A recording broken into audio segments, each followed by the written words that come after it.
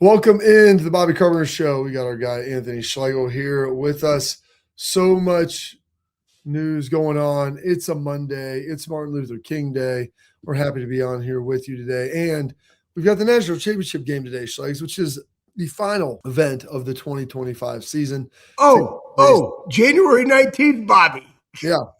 Finally rounding this up, getting it all finished, getting rolling here, Schlegs. And, whether it's Super Bowl, national championship, anything like that, is there a way, like when you sit down and watch these games, and it's different because Ohio State's not playing in it, you still love the game, you still want to watch, there's a lot of entertainment value around it. I mean, I'll be pulling for Indiana, but you don't have that emotional investment and that tie in there with it. But as you're watching this game, and you sit down, do you have like a routine when you're watching big games like this, whether it's like Super Bowl, whether it's national championship, whether it's a big Ohio State, like Michigan game, something like that? Is there something that you sit down, like, is there a way, is there certain foods you want to have? Do you have a certain chair? Do you like want other people in the room? Kind of how do we consume all this? Like, what's it all like for you? Well, I'll tell you this, Bob. I finally got the fireplace working in the new house. Been in there for, probably like 4 months now. So stroke? Okay, I was worried. No, I was counting up the months that I've been actually in the home. So probably almost 4. I like watching ball with a fire, especially because it's cold. Like I love this season. So, it was great watching those games like yesterday. Those are some great games. And even on Saturday, the national championship game, because we cover college football, it's the intriguing stories, Bob, like in this game. Mario Cristobal going back to Miami, what they've done in the portal, him as a coach, where this team is now, considering at the very beginning of the year, they were very hot, right? You beat Notre Dame. They beat a USF team handily at home that had just beaten a couple of teams, right? And then you had a little bit of that lull in the middle where you lose to Louisville at home and you lose to SMU on the road. And then they get hot at the right time. The whole conversation surrounding them going into the college football playoff and then what they've done in it. Very intriguing. Kind of similar to where Ohio State was last year at this time. They got hot at the right time. And everybody knew that they were a really good team, and they started to show what that was. And I also think Miami changed a little bit of their offensive identity throughout in the middle of the season, and more of that ground game, a little less of Carson Beck pushing the ball downfield, control the football, don't turn it over. Then you have the other side of Indiana, and historically the most losingest team in all of college football history, now only to be ahead of Northwestern. What Kurt Cignetti has done in that transformation that really shows how you can navigate the portal waters and portal combat in a successful manner and still have the team, how well coached they are. Fernando Mendoza winning the first ever Heisman at Indiana. Like, to me, it's all about the underlying stories until you get to game time. And then predominantly, I'm just watching the defenses because, as we've seen, both of these teams have really good defenses. Ohio State won with a really good defense last year. That's the thing I'm going to watch. Those matchups, what we've been talking about all, for the past, I don't know how long it's been since the last game, like last month. It's not really. It's been about 10 days. But it's going to be that matchup of Miami's offensive line versus the defensive line of Indiana. And how can Indiana be able to stop the run of Miami? You gave us a great breakdown, Schlegs, but I'm just curious, like when you're sitting there in your home, like, do your kids, does your family watch it with you? Do you sit there with, Sandman and like give him some pointers and tips? Do you get some chicken wings? Do you get some nachos? No. Do you have like a sipper during the game? Like, what do we? I might have one of those. It's on a Monday now, so it depends on what I'm going to do. Now it's always been it's been on Monday, Schlegs, for, I don't know. It's terrible. 15 years. Probably not a lot of stuff, Bob. Like, it's a little bit different with the Super Bowl, but I even don't want to go to other people's houses to watch the Super Bowl. I like watching ball in the confines of my home. Okay, and that's I'm gonna take what I was getting to. I get on the computer, Bob, and I break down all the stats and like where they are at halftime and like some things that I think are important to the keys to this game, and I break those down. That way we can have them in our show sheet so we don't have to go searching the internet looking for them in the midst of our show. But you're not a big snack guy, though, like during games then? Not really. Yesterday my wife made a really good white bean chili, chicken chili. White chicken chili. Yeah, guess what? Delightful with some Townhouse. I'll just eat whatever she puts down. You know what I might do if I am going to snack? Shout out to the lovely Miss Court Dog, Courtney Carpenter. I would eat Court Dog's world famous salsa in a bag of chips at the counter because I refuse to let people eat on the couch. Okay, so I would eat that. I would eat that. If that was my snack of choice, it would be the salsa that your wife makes. All right, well, maybe I'll have her make some, and we'll swing it on by tonight, so you can watch. Maybe what do you do? What do you do during the game, Bob? That's what I want to know. Are you going to watch multicast? Are you going to watch people talking about it and the game? How do you consume it? I'll probably hop into some of the megacasts, some of the stuff that AJ and Pat do, because I like to kind of see what they're doing a little bit, and they've got fun element that is involved, and Pat brings a ton of energy and a ton of juice, so I'll watch some of that. I'll watch most of the main broadcast. The game starts pretty late, so it's like the Super Bowl starts and you can kind of be eating during the Super Bowl. The start tonight, I'm guessing, is probably 8:30. So it's probably like after dinner. There are times where I'd like have a cocktail. I don't think I'll do that tonight. I'll probably, in lieu of that, just have some like LaCroix or something like that to sit there. I'll snack on some nuts. I'm a nervous eater. So like if it's Ohio State playing, I need food and drink out. And I need more food than drink, because if not, I'll just keep drinking, and like usually that'd be alcohol, and that's not a good thing. Because just I need to be doing something. Like I need to have something functionally going on. So tonight I'll probably just get like some assortment of mixed nuts, probably have some dinner beforehand. I would love it if my wife would make some chili. Maybe I'll get on her butt about that tonight, making some chili so we could have that. We just got a ton of ground beef from our neighbors. So, and maybe put That's a little always sauce, a win. get some sausage in there. Thing is, I'm on this fast right now with our church. I'm not eating any like processed carbs or anything like that. And that was like what I gave up. I would love to have some chips and salsa tonight. And unfortunately, the chips are not on the menu, and eating salsa with a spoon isn't really the most appealing thing. Sounds terrible. You need the crunch, you need the chip. And so that's how I'll do it. I'll sit there, I'll get some of my boys. My daughter will probably be in and out. She'll come in and give her 2 cents on the game whenever she looks at it. Give me her expert analysis.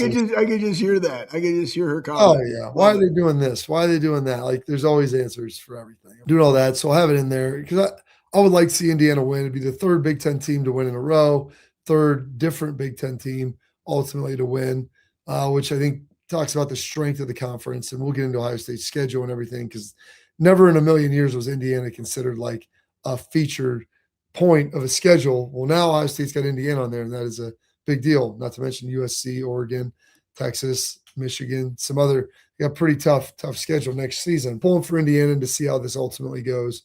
I think they ultimately win tonight. We'll get into that. You broke down a lot of the game already. I was just curious because you've got, I guess you've got 2 kids at home with you. I still have all 4. My oldest son will probably be there and want to watch it. And my wife, Court, will watch it, even though she told me she doesn't know anything about football. I go, you've been with me over 2 decades. I'd hope that we picked up a little bit on that. Like, will Steph sit down and watch it with you while you're doing this? Yeah, she doesn't like football, man. She doesn't like watching football. She actually said it the other day because she was watching some random terrible show.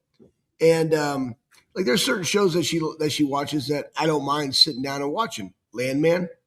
She watches this nun show. And I like that. Some of the other ones really good. I've watched the first 4 episodes of it. Landman is good. Landman is good. Like last night we got into Dances with Wolves. Like her dad is here, and so we watched casual watch on a Sunday night. Dances with Wolves, banger. It was so good. You forget the very opening scene. I forget the opening scene of how that all transpires. Not wanting to get his foot taken off and just basically going through the lines, and they end up getting a victory. She will probably watch this depending upon how late it goes, and then she will put herself to bed because she'll have to get up and go to work in the morning, which is why I want the season moved up so this could be on a Saturday and it could stand alone. Did she watch like when you were coaching? I mean, is she all in on that? Not really. No. I mean, why? Because you got to remember, like when I was coaching last in college, I was also getting the NBA with one Bobby Carpenter. And so during the week, they never really saw me because I would go and I'd be up there at 6 a.m. and then I would coach till about 6 o'clock in the evening. And then I would go to class until 9, and then I would get home and then I would study. And then so the weekends for her to be ready when I kind of got home from the game, because I never saw them. And then because Sunday we're back to work, the more interest that my kids have in it, it'll be on. Hunter obviously enjoys it. Sam enjoys it. getting him to like lock into the game the way that you and I lock into. Not as much. That attention Is span Hunter going to bet on it? Oh, he's up in Finley, right? Because they're in the midst of baseball right Yeah. now, so he's not going to be home for No, is this. he going to bet on the game? You said that he's got to. I told him no. I told him don't be betting, bro. Don't be betting. He doesn't. He doesn't have one. It's just the fact that the gambling issue is I don't ever gamble on stuff. I like to hear my guy Ben Scott Stevens talk about it because he's really smart at it. And if I were to do it, I would just take his advice because I think that he wins. However, I work too hard for my money, so I ain't giving it to nobody. But in this one, that's the thing, Bob. 7.5 for Indiana in this game. That's a juicy one. Well, it bumped up to 8. I don't know if it came back down and everything else. And we'll talk a little bit about that and some of the different things. We'll start breaking down this game a little bit. Oh, it is 8.5 now. It is, yeah. It's 8.5. It moved. It may go up to 9. I'm curious if it'll come back down today with some sharp money probably coming in on the other side. It's a big number, man. Big number. But Indiana has been so good. They've been smashing people. We'll start breaking down this game a little bit, and then we'll get to some of the Ohio State transfers and different things. I just saw this come out. Playoff future, what that ultimately looks like. Them trying to get the calendar. You saw that. Situated and structured. Yeah, wouldn't be overly optimistic. Deadlines make deals, but I would not be overly optimistic about where this thing is going. So check all that out. We're going to get into all of that stuff. So stay locked in here as we get you ready for the game and talk a little bit about Ohio State and where some things are going with that. It's going to be a big show. We got a lot more left. So stay locked in here on the Bobby Carpenter Show. But first, a message from our friends at FanDuel. So you know how fast the NFL game days move. One big play, everything changes. That's why live betting on FanDuel. It's a game changer with FanDuel. You can bet in real time while the game unfolds. Score just flip, jump on a new spread or a live money line. Wide receivers heating up, bet the next touchdown score or total yards. Think that drive stalls in the red zone. Take a live field goal prop or fade the total. Live player props, team totals, drive results, updated spreads, next play markets. It's all there. It's fast. It's fun. And with FanDuel, your live bets move as quickly as the game does. So whether you're riding momentum or fading big plays and the hype, FanDuel puts you right in the middle of every moment. Visit FanDuel.com/bigplay to download the app and bet NFL live all season long. Must be 21 older and present in select states. For Kansas, an affiliation with Kansas Star Casino, 18 older and present in DC, Kentucky, or Wyoming. Gambling problem? Call 1-800-GAMBLER or visit rg-help.com. Call 1-888-789-777 or visit ccpg.org/chat in Connecticut or visit mdgamblinghelp.org in Maryland. Hope is here. Visit gamblinghelplinema.org or call 800-327-5050 for 24/7 support in Massachusetts or call 877-8-HOPE-NY or text HOPE-NY in New York.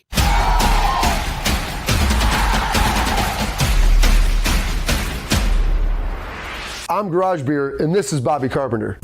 Garage Beer. Beer flavored beer. Beef with an F? Okay, my bad. It's crisp and cool and doesn't taste like I'm Bobby Carpenter. I drink in garages because my wife says I don't belong inside. If you like a cold breeze on your bag, drink Garage Beer. It's American and so can you. Garage Beer. Beer flavored beer.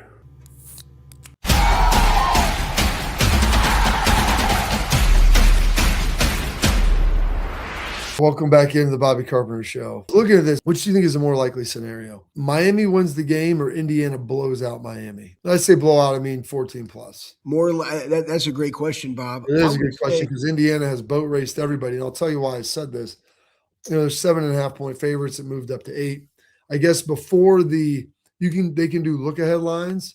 And the look-ahead lines before the game, before Indiana beat Oregon, was Oregon -3.5 and Indiana -5.5. Well, then once against Miami, and then once all of a sudden Indiana won big, that number jumped to 7.5, and then it climbed to 8.5. So I looked out there, I was like, gosh, I don't really like 8.5. What if I laid more points? What if you can juice the number? Like, what if I took 13.5 or 14? Can I get like 2-1 on my money? No. It's moved around a little bit. I saw it like plus 140. Then I thought, okay, what if Indiana really blows them out? Like 21 plus. At 21, then you're starting to get like plus 300. I think it was plus 340, 350. But I was like, man, for a 21-point victory, that's all I'm getting. Because I felt like, okay, if Indiana's going to win, I think there's a decent chance that they start pulling away and put the clamps down. So it's like, if I'm going to do that and I'm going to, make a wager, that seems like it might be the more logical one. So that's why I asked you that question, because I think through it in my mind. I'm like, I'm not saying that Miami doesn't have a chance to win, but I think that it's a better chance that Indiana maybe pulls away than Miami ultimately wins this. At least in my humble opinion. If Miami plays the way they did against Ole Miss, Indiana will separate. If they play the way they did against Ohio State, it will be a close game. And that's really with a chance to potentially win. It's going to come down to, do they stop themselves on the drives? Do they stay in rhythm? And can they establish that running game, which has been their biggest thing that's carried them throughout this playoff?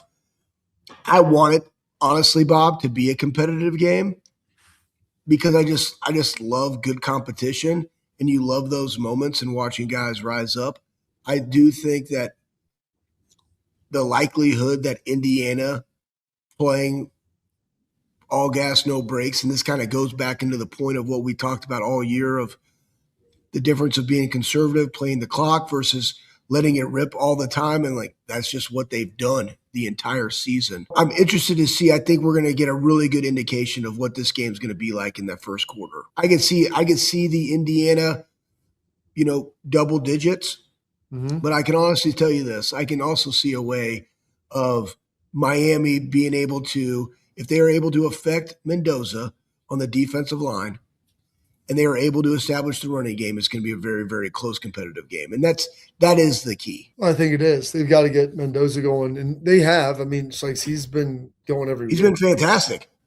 Been really good. I think the player to circle is Carson Beck. 100% it is. He's got to play clean. He's got to play efficient, like he did against Ohio State, and even like he did to a certain degree against Ole Miss. Like, you can't throw the picks, but you've got to be able to use your legs and keep the chains moving. That's the one thing. Both of these teams, they like long possession drives as far as play count, and they'll gobble it up. Now, Indiana will score faster. Miami's more methodical in nature with how they ultimately drive, but both teams really want to run the football, and they'll take the heat off their quarterback. If you have to put it on the quarterback, I definitely give the decided edge to Fernando Mendoza over Carson Beck. But Carson Beck, what he's shown, he has the ability to keep you into games and keep things rolling. But he's got to be able to use his legs when necessary, Schlegs, to ultimately keep moving the chains.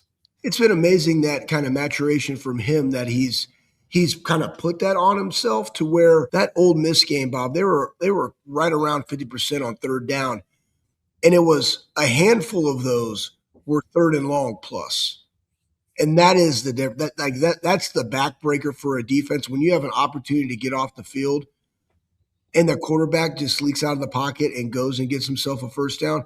Heck, we saw it in the Bears matchup with dadgummit. What's the quarterback for the Bears? I just totally forgot. Oh, Caleb Williams? Yeah.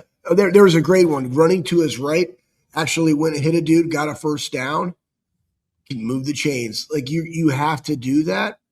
And then Carson Beck did it, scored a touchdown, right? I think it was the game-winning touchdown, or one that put him in the lead when he moved out to his left. And that's the thing that can happen based upon what Indiana likes to do with their front, Bob. Like, they're going to move, they're going to have games. If he can find that, and you have great coverage, which Indiana has a really good secondary, so does Miami. But if he can find those and you can't contain him in the pocket, that is the thing that could really change this game and allow Miami to have those long drives. Yeah, and he's grown into that later in the season. Well, and the thing is, when you keep those drives moving, this is the pathway for Miami to have success. I don't think they're going to big play you to death. They'll probably have some chunks, and they did a better job throwing the ball against Ole Miss than they did probably against Ohio State. But Fletcher's the key. Like, if you can, Beck has to be able to convert those third downs. He keeps the chains moving third and fourth, even if it's passing using his legs. But what that does is it opens up more for Fletcher. And he's your big 240, 250-pound running back who's a hammer, man. He's a huge dude. And the longer he can continue to bash on that defense, because here's the thing about the Indiana front. They're not that big. And I keep saying this to myself. I'm not going to get lulled in like I did the last two games and say, Indiana might not win because they'll get worn down. I don't think that's going to be the case. But I do think there is a pathway where you can wear them down with your big offensive line and your big running back. Indiana moves a lot. They stun a lot. And if you can stay on their stunts and you can open some holes, like Ohio State was able to do that a little bit against Indiana in the second half of the Big Ten. Like there's some opportunities to get them, but you've got to be able to stay on the field and you have to be able to control the clock, because the more you pound on them, then all of a sudden you might be able to crack the dam. So that's going to be the challenge for Miami, is Carson Beck stay on the field. And I don't think there'll be a challenge because they kind of figured themselves out, Schleiks, as you mentioned. They're playing really good football right now. They've figured themselves out what they want to do. And they're not going to throw it 30 times in a game with Carson Beck. We'll throw it when we need to. We're going to get back here and hammer. And Fletcher's a little Earl Campbell-esque. Like the more you give him the ball, I think the better he ultimately plays. So if you can keep leaning into him with that and keep wearing him down, but you got to stay on the field. And you have to keep the chains moving to be able to get that done. Parents, athletes, protect what matters most with XSport mouth guards, trusted by professional athletes, designed by NHL team dentists. XSport mouth guards are scientifically tested to help absorb those high-impact hits, protecting both your teeth and your brain. They feature 3 layers of advanced protection, including a patented use of carbon fiber that they custom print that bad boy, 3D bad boy, right to your grill, which means more protection, better performance, max comfort, and clear communication. That way you focus on your game, not on your gear. Don't take chances with your safety. Visit xsportguards.com/Bobby today to save 15% on your order. XSport, protect what matters most. More of the Bobby Carpenter Show and the big potential changes that could be coming to the playoff in the calendar.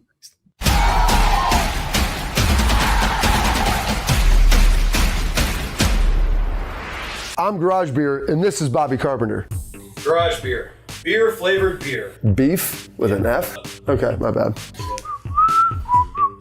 It's crisp and cool, and it doesn't taste like I'm Bobby Carpenter. I drink in garages because my wife says I don't belong inside.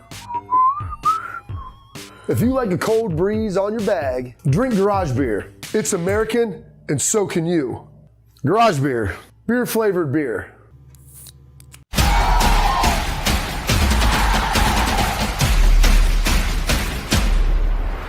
Welcome back into the program. And we've talked a lot about the game tonight, and that's important. We'll get into Ohio State's portal additions and everything else and what they've done. Portal is officially closed. It closed Friday night, Schleiks, so unless you were already in there, you can't get in. Now, if you're in the portal, you're able to be plucked out. But you have to be able to be in it already, and that window closed on Friday night. I don't know if you saw this. Schleiks, Darian Mensah, the starting quarterback for Duke, who was at Tulane, the Green Wave. Yep. You brought him in. They paid him a lot of cash. And I tell people this all the time. You come for the money, you'll leave for the money. Darian Mensah went to Duke. Had a pretty good year. Hell, they won the ACC. They won the ACC. It may not have been pretty. It may not have been how they looked. And they probably thought a win in the ACC championship is going to get you in the CFP. It did not, because of non-conference losses to teams like Illinois and some of the struggles they ultimately had. Apparently, like 11th hour on Monday night, he hops in the portal. And I believe he's transferring and going to Miami. Miami needed somebody to replace Carson Beck. They didn't have an option for next year, at least not a good one, they thought. And so he opts in and goes right to Miami. And so the question then comes, like, what are the rules in any of this? Like, is they're tampering? Like, and Greg Sankey, people are trying to say, well, let's just manage it within the conference. And that's a conference-to-conference Duke to Miami situation, so you could easily do that. And the conference could dig into it. But how in the world would somebody know to get in the portal like the 11th hour, and then you get in there, and then all of a sudden, poof, you've got to deal with Miami and a good, really great NIL situation? Like, is that real? Like, there's no way to know that. It's just absolutely terrible, because if I'm not mistaken, there is a deal. There's consequences for going out for a team that's going to acquire his rights, because they owned his rights. So there's going to be money that has to be allocated to the school, potentially, along with the money that he's going to get from going to said team. My biggest issue with all of this is the fact that you have Miami that's in the midst of a playoff. And what transpired, Bob, there were a handful of guys that they could have gotten in the portal prior to. They didn't. They know they need one. And now they wait to the very end to get this one, probably overpaid. But they got him.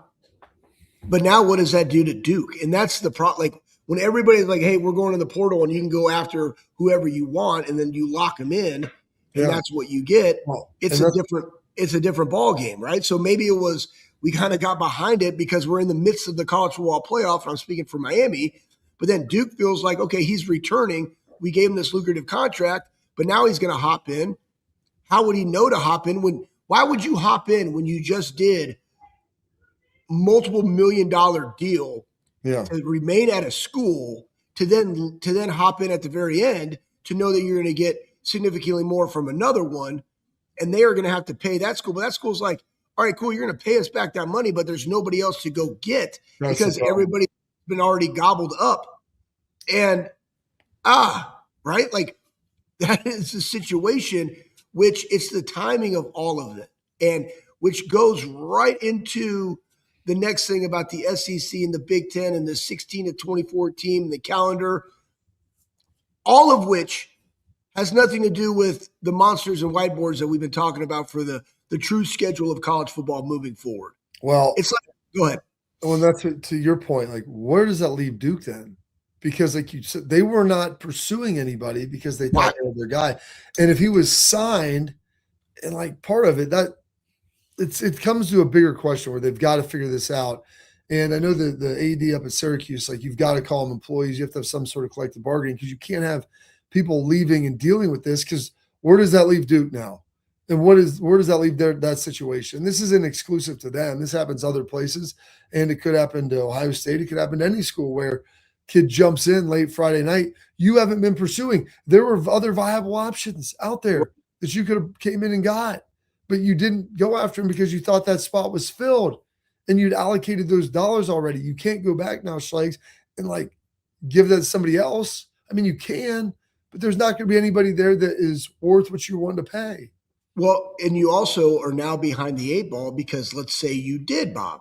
So then those people are already under contract, which with a buyout to then pay that school. So now Duke will have to overpay potentially to get somebody out of their contract. And now it's just this snowball effect in the portal. And the biggest thing about this one is that it is of the quarterback position, which we know in all sports, in football at all levels, it is always about the quarterback because they're the ones that have their ball in the hand every single play.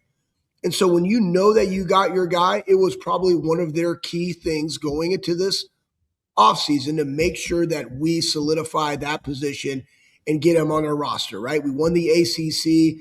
Let's pay him. We feel very confident moving into 2026 that we have our guy and we can build around that. Then at the very end, now he's gone. Where do we go? That's absolutely terrible because 100% there had to be some tampering. There had to be some side convos with agent. And the thing is, in the NFL, you can't sign with a club and they're multi-year deals, but you can't sign with that club to only be re-signed to another one. Once you sign, you sign. Yeah. Like, it's not like, hey, they're going to give me more all of a sudden because there is no second best option at that position. And so now they're going to come in. That doesn't happen. Why? Because there's rules, and it's called a contract.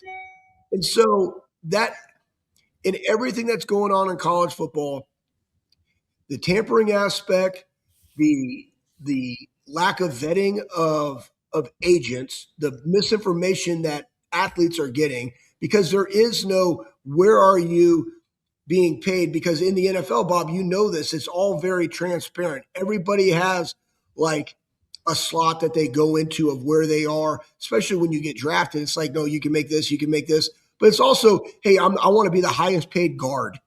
Well, everybody knows what that money is. There's no like going around and fishing. Like, it's all completely laid out there for the vetted agents to be able to go look at what those deals were. And now, not only is this the issue, but it's also the issue of misinformation to athletes for what they could potentially make in the open market, other people telling them what they can make, only to hop in it and realize that was false. To now, like, hey, I want to go back to like, hey, guess what? We don't have room for you because you left, and we filled that void with people. And so now they're just out there in the portal world, like a wandering spirit. trying to find a place to go. Portal world. Well, and part of that is, like, I know we're getting short on time. We can carry this over to headlines a little bit, as we do have some news with Ohio State, though, and some of the things that they've done. But toss that up there. As Heather Dinich put out this article, it's the Big Ten, the SEC. Schlegs, there's the one driving this. Tony Petitti and Greg Sankey, they're trying to put together, what they want the future of college football to look like. And everybody's just as assumed this thing's going to get to 16 games because that's where it should get. But it doesn't look like it's going to get there. And it doesn't look like the Big Ten wants 16 teams. Which, oh my gosh.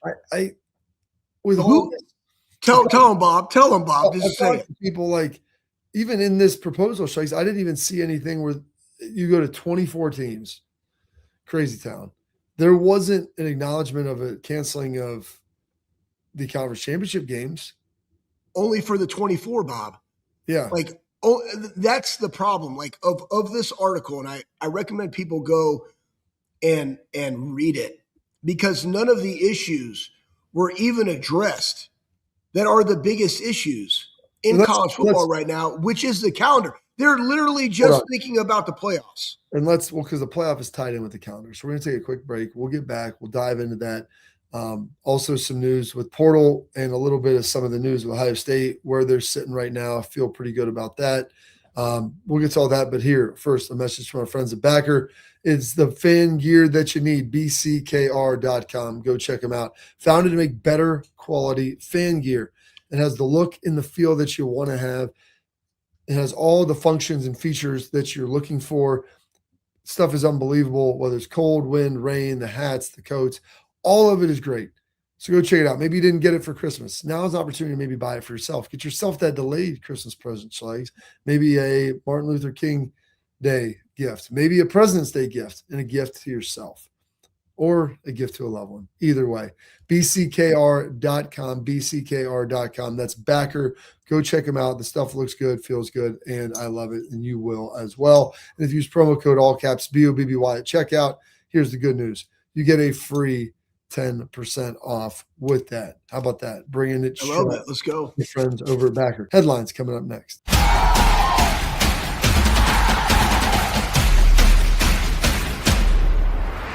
I'm Garage Beer, and this is Bobby Carpenter. Garage beer. Beer flavored beer. Beef with an F? Okay, my bad. It's crisp and cool, and doesn't taste like I'm Bobby Carpenter. I drink in garages because my wife says I don't belong inside. If you like a cold breeze on your bag, drink Garage Beer. It's American, and so can you. Garage Beer. Beer flavored beer.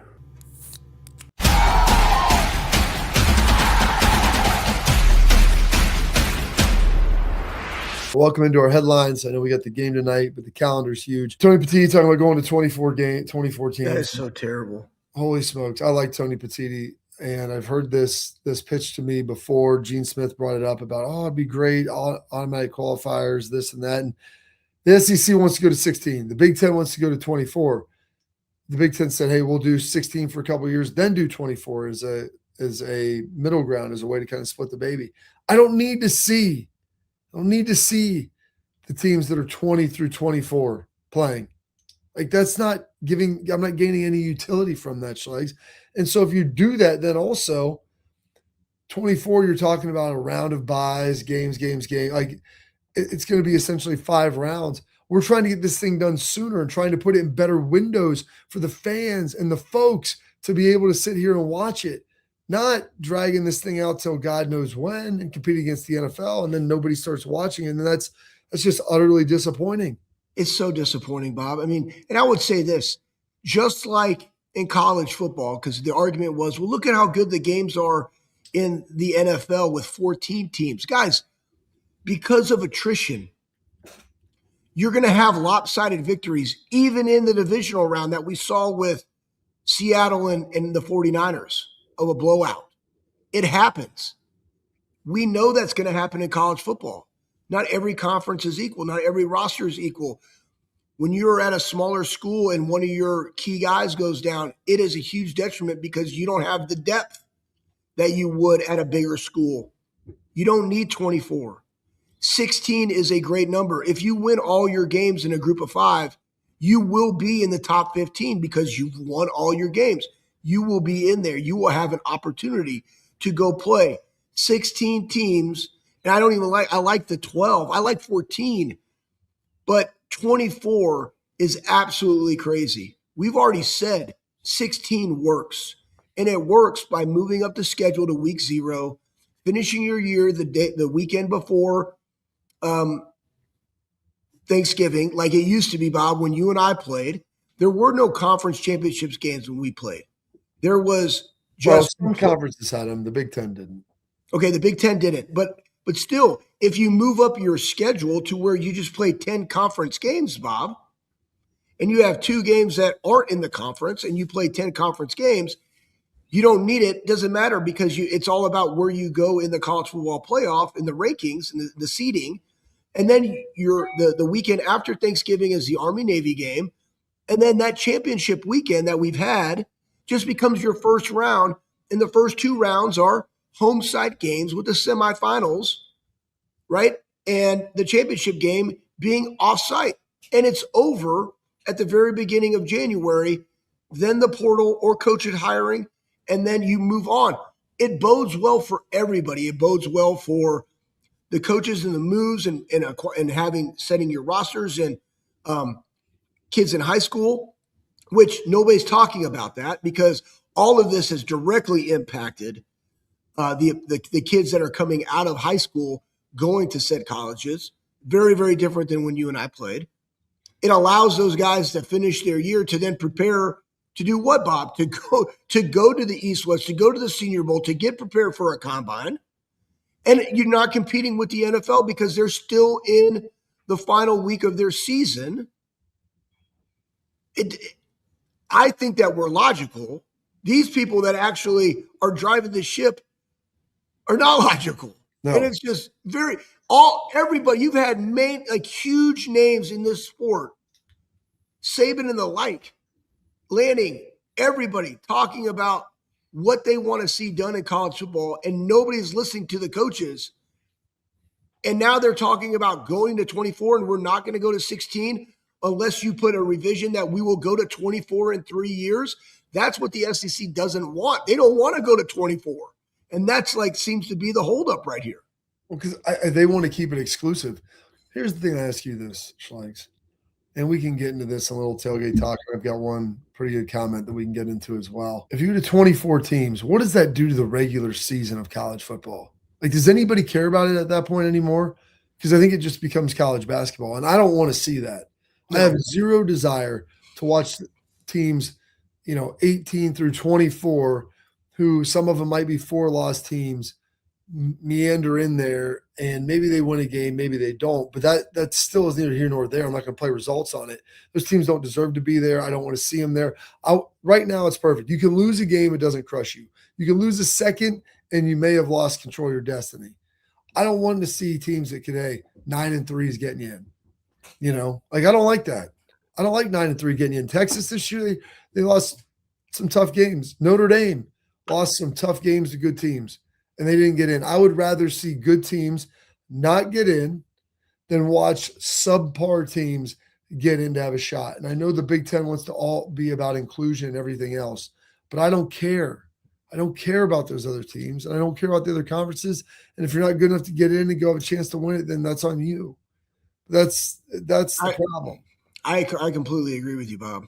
I mean, let's face it. If you're in the midst of where it is, the inclusion piece died when you brought in NIL because nobody's going to have the same amount of funds to be able to compete. It's not like there's a cap. We're basically we're for a break here. We're going to get to there was no cap. We'll get into that. We got some of our tailgate talk coming up next.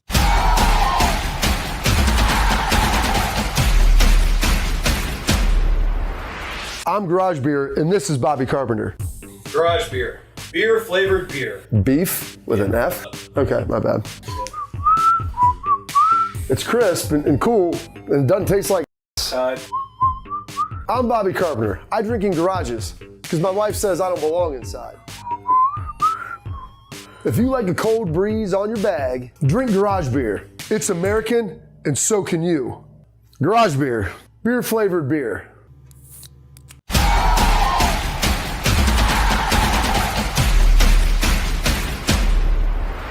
All right, Schlegs, you were saying there's no cap. That's part of the problem. Like, Well, it's basically baseball now, right, Bob? It's like, hey, go out there, do it, spend whatever you want to spend, tamper with whoever you want to tamper with. It doesn't matter. Hey, let's go to 24 to have inclusion. What it is like if they're talking about anything, talk about this, talk about the portal, talk about the regulations, talk about how we're going to go about doing our business.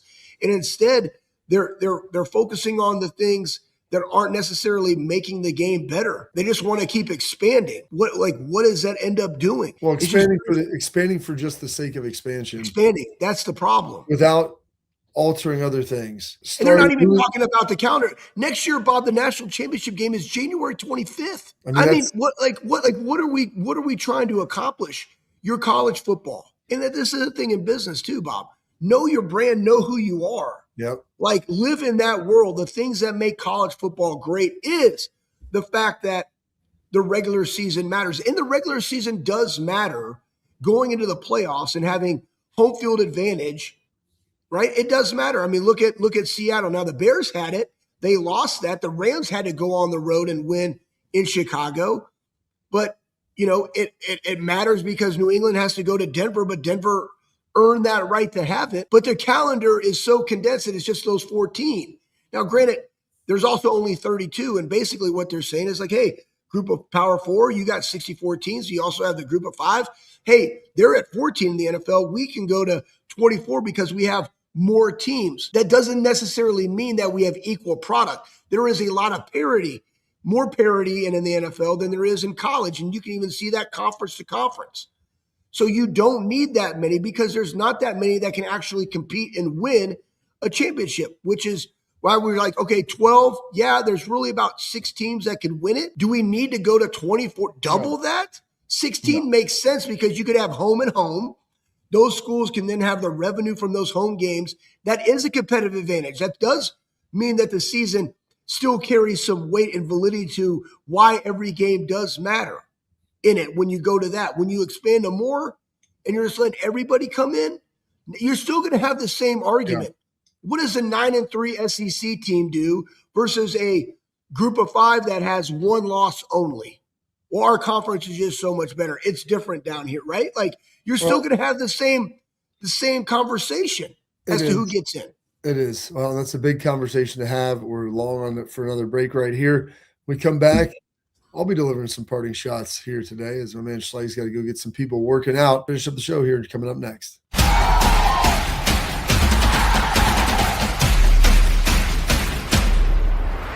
I'm Garage Beer, and this is Bobby Carpenter. Garage Beer.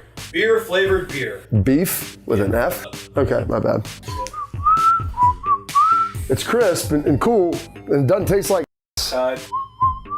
I'm Bobby Carpenter. I drink in garages because my wife says I don't belong inside.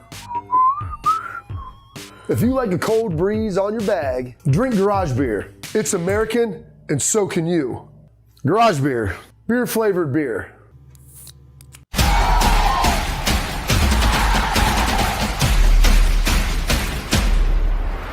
All right, welcome back in as we wrap up the program, and it's 2026. It's interesting. This will be the 25th anniversary of Jim Tressel getting hired at Ohio State, and that's when the rivalry switched with Ohio State to Michigan. He was able to invert that thing and get it going back for Ohio State, going 9-1 against the Wolverines, winning a national championship, putting the Buckeyes on the map with national prowess, playing for 2 other national titles as well, before ultimately being forced to resign, given everything that had happened with Terrell Pryor and all those guys. There's a lot of people putting together some stuff, and what the last 25 years have looked like, and a lot of that is due to our lieutenant governor, who does such a great job for us here in the great state of Ohio. Happy to have him here. Excited to see all this stuff. Excited to talk about the game with you tomorrow. So stay locked in here. Get the rest of the week rolling and wrap up the 2025 college football season right here on the Bobby Carpenter Show.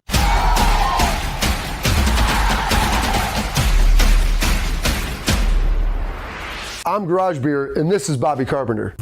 Garage Beer. Beer flavored beer. Beef with an F? Okay, my bad. It's crisp and cool and doesn't taste like I'm Bobby Carpenter. I drink in garages because my wife says I don't belong inside. If you like a cold breeze on your bag, drink garage beer. It's American, and so can you.